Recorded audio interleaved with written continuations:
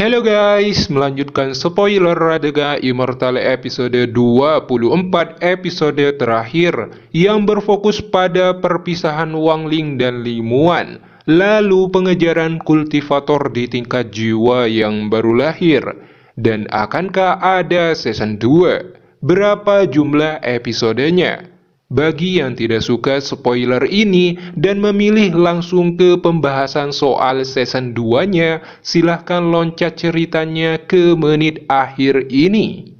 Tapi akan lebih baik tonton sampai akhir sebagai referensi. Baiklah, mari kita langsung ke alur ceritanya. Setelah Jia Donglei memanfaatkan formasi naga pertarungan hebat, dia mencapai ranah jiwa yang baru lahir, menyebabkan Wang Ling kesulitan dan terluka dalam pertempuran hebat ini. Meski demikian, dia juga tidak lupa menyelamatkan istri tercintanya dengan memanfaatkan Suligao. Kemudian dia beradu kekuatan lagi dan akhirnya menemukan kelemahan dari formasi naga, yang dimana formasi ini tidak bertahan lama, dan jika Jia Donglei saling berjauhan dengan formasi naga, dia akan turun ke formasi inti lagi. Jadi pada akhirnya Wang Ling memancing Jia Donglei menjaga jarak dari formasi naga hingga durasi selama 2 jam formasi naga hampir habis. Bahkan Wang Ling membuatnya terluka dengan api dunia bawah. Lalu Wang Ling akhirnya berkata tidak akan bertarung lagi. Jia Donglei memahami situasi buruk sekarang. Setelah berpikir sejenak, Jia Donglei memutuskan mengakui kekalahannya.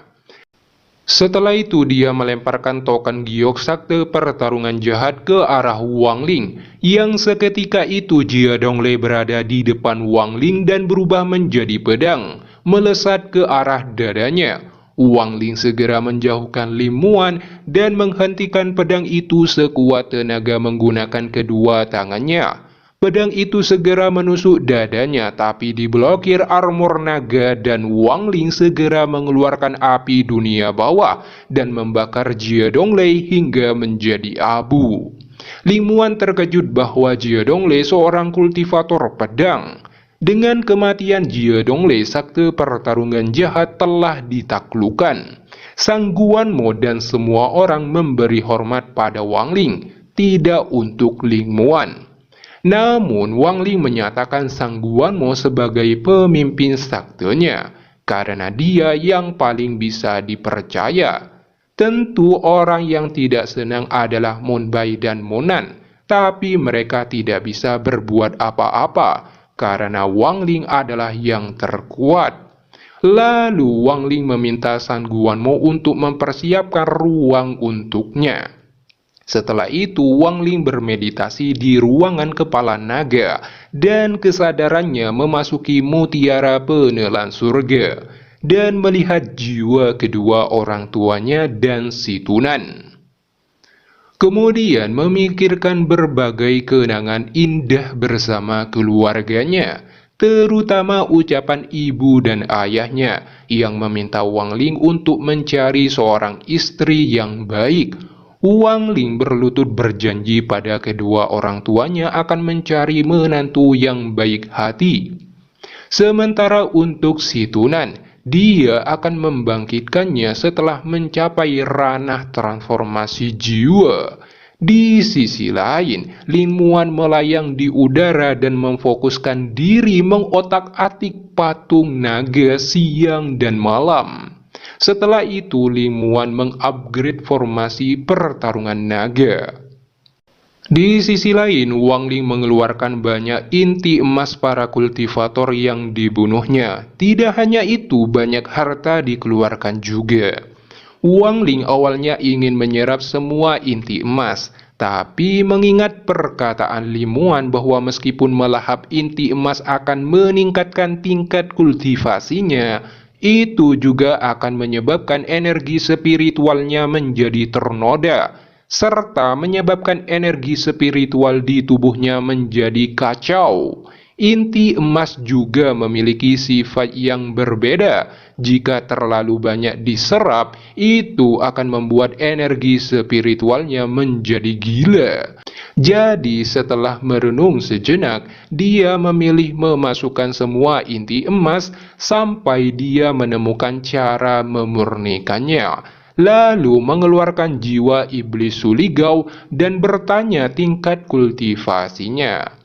Suligau dalam ketakutan berkata kalau berada di tahap akhir pendirian yayasan.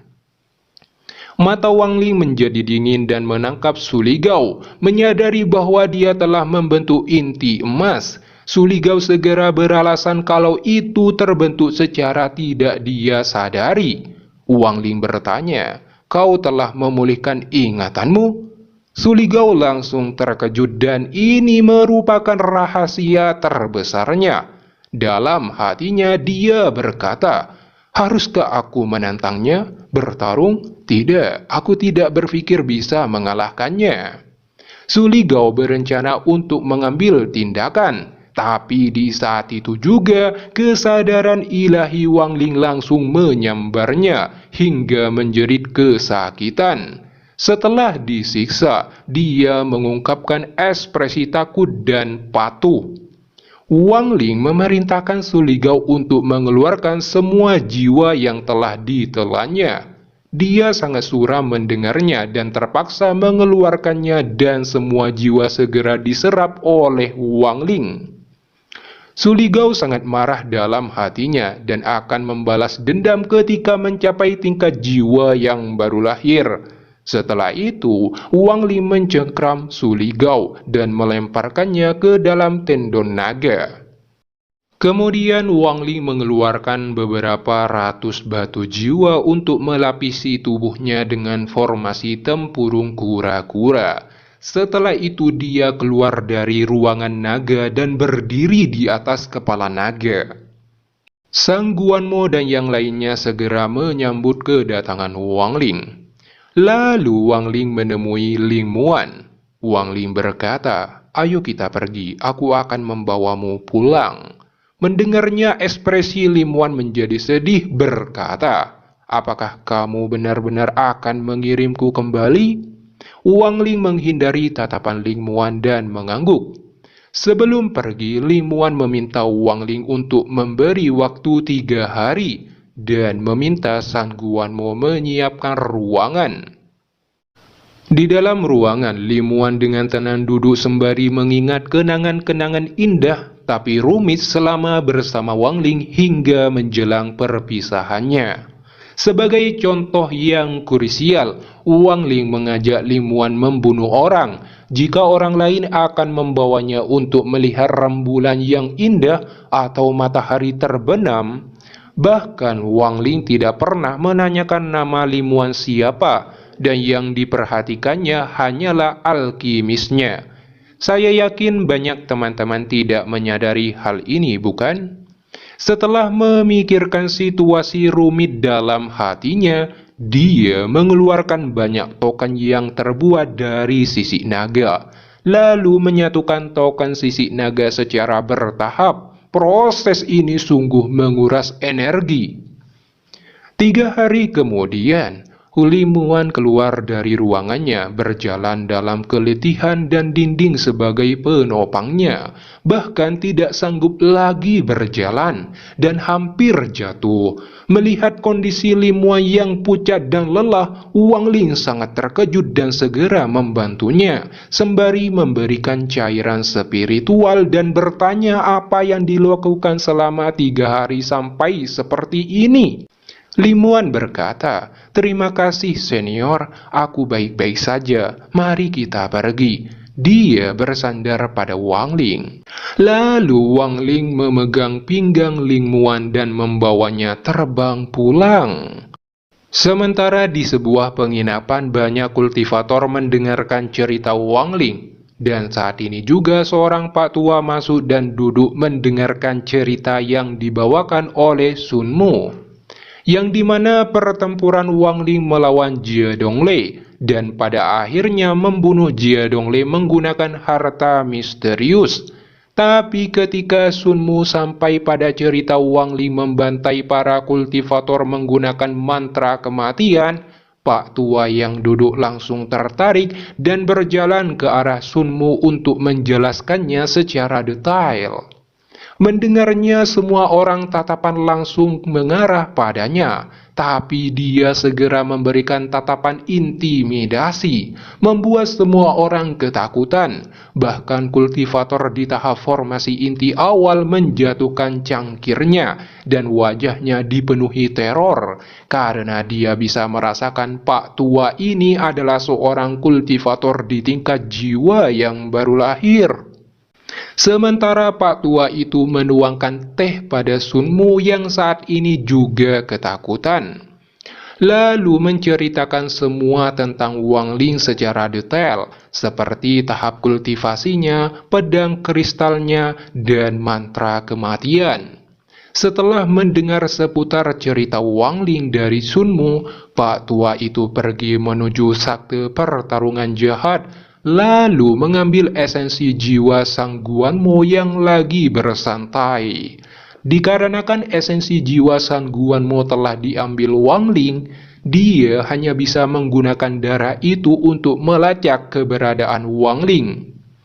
Hampir saja lupa, Pak Tua ini bernama Raja Iblis ke-8 di ranah akhir jiwa yang baru lahir, penguasa 7 kota di dataran tengah Laut Setan. Kemudian Raja Iblis terbang mengejar Wang Ling, sementara Wang Ling dan Limuan yang awalnya terbang menikmati waktu bersama sebelum berpisah, Wang Ling segera merasakan seorang dengan kecepatan tinggi mengejar. Dia segera meminum cairan spiritual untuk meningkatkan kecepatan terbangnya. Ketika Limuan melihat kecepatan Wang Ling meningkat setelah meminum cairan spiritual, dia juga mengeluarkan botol cairan spiritual yang diberikan sebelumnya. Dia meminum beberapa tegukan dan langsung terkejut dengan efeknya dan menyimpannya kembali, lalu membentuk formasi kecil untuk menghilangkan keberadaan mereka sementara. Raja Iblis merasakan kecepatan Wang Ling meningkat. Dia mengeluarkan harta labu besar sebagai kendaraannya, menyebabkan kecepatannya meningkat 2 kali lipat.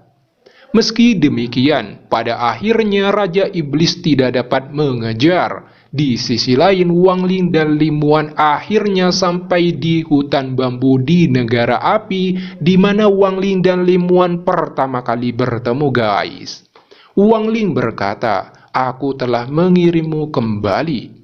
Limuan yang merasa belum rela berpisah dengan Wang Ling mengajaknya untuk tinggal sementara di sakte langit awan untuk bersembunyi. Tapi Wang Ling menolaknya dan mengembalikan esensi darah jiwa dan juga kesadaran ilahi pada Limuan, yang dapat melindunginya di bawah kultivator jiwa yang baru lahir. Setelah itu Limuan bertanya, apakah kita akan memiliki kesempatan untuk bertemu di masa depan? Wang Ling merenung sebentar dan tidak menjawab pertanyaan ini. Lalu Limuan mengeluarkan 10 botol giok pemurnian dan memberikannya pada Wang Ling. Wang Ling menatap Limuan dan menggenggam tangannya. 4 tahun telah berlalu, aku berjanji akan membawamu kembali ke sini dengan selamat. Sekarang kita tidak lagi berhutang apapun.